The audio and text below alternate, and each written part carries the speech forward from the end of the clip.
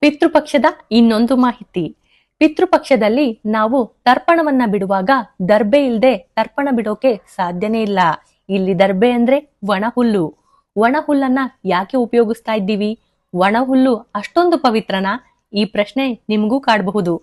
ಅದಕ್ಕೆ ಉತ್ತರ ಈ ಸಣ್ಣ ವಿಡಿಯೋದಲ್ಲಿದೆ. ಕಂಪ್ಲೀಟ್ ಆಗಿ ನೋಡಿ. ಇನ್ಸ್ಟಾಗ್ರಾಮ್, ಯೂಟ್ಯೂಬ್, ಫೇಸ್ಬುಕ್ ನಲ್ಲಿ ನನ್ನ ಫಾಲೋ ಮಾಡಿ. ಒಮ್ಮೆ ಗರುಡನ ತಾಯಿ ವಿನತೆ ಸರ್ಪಗಳ ತಾಯಿ ಕದ್ರು ದಾಸ್ಯ ಮುಕ್ತಿಯನ್ನ ಪಡೆಯಲು ದೇವೇಂದ್ರನಿಂದ ಅಮೃತವನ್ನ ಸ್ವೀಕರಿಸಲು ತಯಾರಾಗ್ತಾರೆ. ಆ ಅಮೃತವನ್ನ ಎಲ್ಲಾ ಸರ್ಪಗಳಿಗೆ ನೀಡಲು ನೀವೆಲ್ಲ ಸ್ನಾನ ಮಾಡಿ ಶುದ್ಧರಾಗಿ ಬನ್ನಿ ಅಂತ ಹೇಳಿ ಕಳಿಸ್ತಾರೆ. ಆ ಸರ್ಪಗಳು ಪುನಃ ಬರುವವರೆಗೂ ಅಮೃತ ದರ್ಬೆಯ ಮೇಲೆ ಇಟ್ಟಿರಲಾಗುತ್ತೆ. ಸಮುದ್ರ ಮಂಥನ ಸಮಯದಲ್ಲಿ ದೇವೇಂದ್ರ ಅಮೃತವನ್ನ ದರ್ಬೆಯ ಮೇಲೆ ಇಟ್ಟಿರ್ತಾನೆ.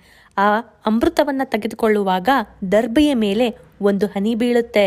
ಆ ಕ್ಷಣದಲ್ಲಿ ದರ್ಬೆ ಪವಿತ್ರವಾಗಿ ಬಿಡುತ್ತೆ. ಆ ಅಮೃತದ ಒಂದು ಬಿಂದು ದರ್ಬೆಯನ್ನ ಶುದ್ಧವಾಗಿಸಿ ಬಿಡುತ್ತೆ, ಹಾಗೆ ಪವಿತ್ರವಾಗಿಸಿ ಬಿಡುತ್ತೆ. ಹಾಗೆ ವರಹರೂಪಿ ಭಗವಂತನ ರೋಮದಿಂದ ದರ್ಬೆ ಬೆವರಿನಿಂದ ಎಳ್ಳು ಹೊರ ಬಂದಿತ್ತಂತೆ.